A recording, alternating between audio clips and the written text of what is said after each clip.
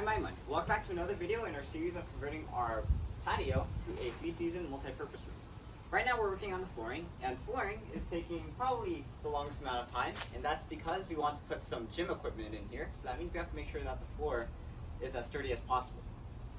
In one of our previous videos, we talked about laying down this plastic wrap here, and there are many reasons for that plastic wrap, like against weeds, insects, and water infiltration, but the main reason that we had for installing the plastic wrap, as I explained in that video, was to create an air pocket.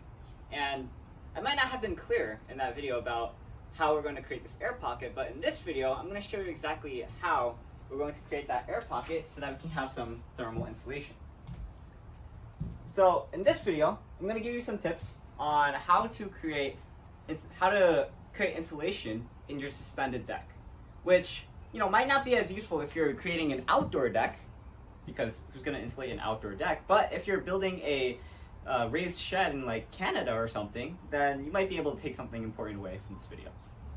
There are many different routes you could go with insulation, and usually the preferred insulation for flooring is fiberglass insulation. And usually what people do is they usually have a crawl space under a suspended floor, and they staple the fiberglass insulation from the bottom.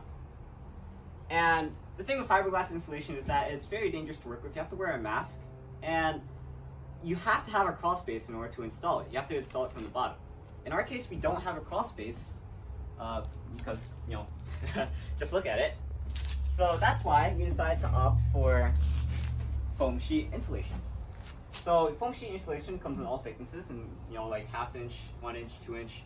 If you want to get 3 inch, we didn't have that at Home Depot, but you could probably special order it. You can install foam sheeting from the top, and this is going to be useful because, like I said, we can't install it from the bottom. As far as the deck goes, you don't even have to install insulation on a deck. I mean, most of the heat is going to escape through the ceiling, so you probably don't have to worry about the floor as much. And also, it's not even regulated by code that you have to put insulation in an outdoor deck. At best, it's recommended by like associations like Energy Star that you have some resistance for your deck, but it's only recommended. It's not required by code. In our case, we're not even living in this space. We're only using it temporarily, and like I said, it's a 3-season multi-purpose room. And even when we are using it, we're not going to actually heat it. We're not going to connect it to the heating system of the house. We're only going to be using portable heaters or space heaters. So we don't really have to worry about the insulation of this deck, especially not the floor. Because like I said, most of the heat is going to escape through the ceiling. And hopefully, like I said before, the air pocket that we're going to create under the deck is going to provide a bit more insulation if we need it. When I say deck, I'm talking about an enclosed deck. Usually an outdoor deck is referred to as like an exposed deck, which of course you don't need insulation for because it's in the outside, but this one is a room, so we'll call it an enclosed deck. Anyway, in this video I wanted to show you how to work with this foam sheet insulation. And I think it's going to be very cool because, as you can see, my dad's already installed it on the right side here, and he wants to challenge me to install foam sheet insulation over here. Okay, so the beauty of the method that I'm about to show you for installing insulation is that you don't even need to have good wood to do it, because you only need pieces of scrap wood in order to hold the foam up. So when we were talking to Izami about how to install foam insulation in the previous video, he was obfuscating or beating around the bush about how we're actually going to install it, because you can't install it under the floor. You can't install it under the joist because then you're not creating an air pocket, and you can't install it under the sheathing, which is the plywood sheathing, because if you put heavy stuff on top of the floor, it's going to crush the floor, and therefore it's going to crush the foam. So you want to make sure that you put the foam in a place where it can't be crushed from the top, and it also creates that air pocket on the bottom. So that's why we're going to put it in between the joists. So we're going to use scrap wood. I think this is actually way too much scrap wood, but anyway, we're going to use scrap wood to hold up the foam, and we're going to secure the scrap wood to the side, so it's kind of like a shelf. And hopefully, the idea is that the foam is actually not going to have to support a lot of weight on top of it. It's mainly going to be the joists that are supporting weight on top, but we just have it secured using the scrap wood. So what I was saying earlier is that this might be a bit too much scrap wood because we really the role of these is to support the foam, which is like super light. But we're just going to use this thickness anyway for the video. Okay, so the method is literally, I mean, just look at it. You just need to take scrap wood, take 2 screws, secure them on each side. Now the problem is, you need to make sure that all of these pieces of wood are flush. Or actually, they're placed so that the foam is flush with the top of the joists. And in order to do that, we're going to use a spacer. So here's the spacer. This spacer is about 2 inches wide, which is the thickness of this foam. And, you know, actually I'll just put it right next to it. You can see that they're essentially flush with each other. And when we, basically the idea is that you put the spacer down, you put the wood under it to space it, and then you fasten it. And then you continue for all 6 sides of the wood, and then you're done. And then after that, I'm going to show you how to install the foam and how to cut it. Alright, so notice I said install and then cut, which, you know, seems out of order, but the reason why is because I'm literally going to show you with this one right here how to install it. First, you can see right here that we have a cutout, and the reason why is because we have the joist hanger, the rebar right here is making a bit of an indent. So we have a bit of a cutout for that rebar.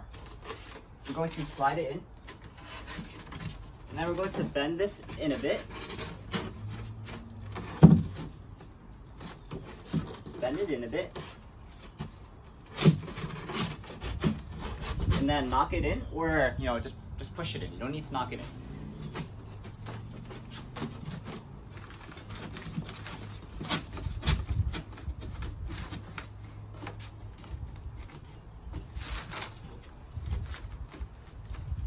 And hopefully the idea is that the top of the foam is flush with the joists.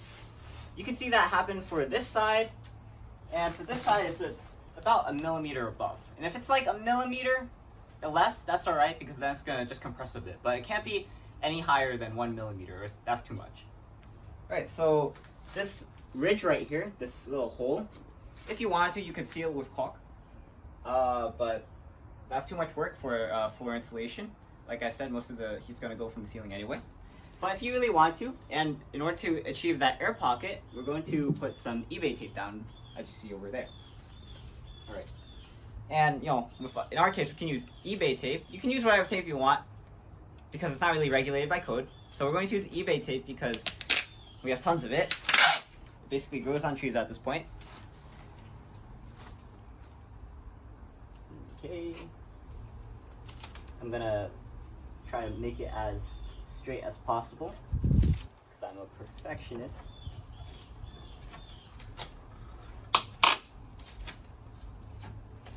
Okay.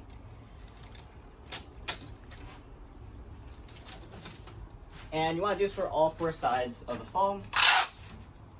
I'm going to get an even coverage on all of them. And basically the idea, if you haven't caught on yet, is that this tape is going to create a seal for that pocket of air that we're going for.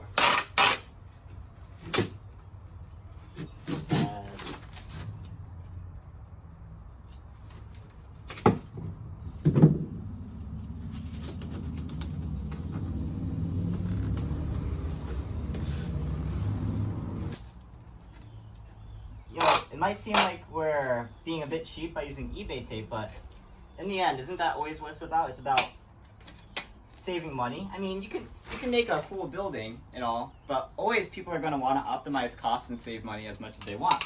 And this actually reminds me, my mom was telling me about one of her friends. They were redoing their house, and when they were pulling back the insulation on their either floor or wall, they found behind the surface that the insulation that they used were newspapers. You know, at that point, it was like a 50-year-old house. So those newspapers were probably from like 50 years ago. But instead of using actual insulation, they used newspapers to save money. And yeah, those newspapers nowadays might be worth a lot, or they might not be. But just think about, a lot of the things that we do are in order to save money, and we always have to consider the cost of everything especially right now with the pandemic where all the costs for all the materials are super high. Like the price of wood tripled during the pandemic, so always got to keep costs in mind. Anyway, we have the tape sealing the entire each side of the foam. Now what I'm going to do is I'm going to show you how to install the scrap wood on the side of the joists. After that, I'm going to show you how to cut the foam. Let's get to it.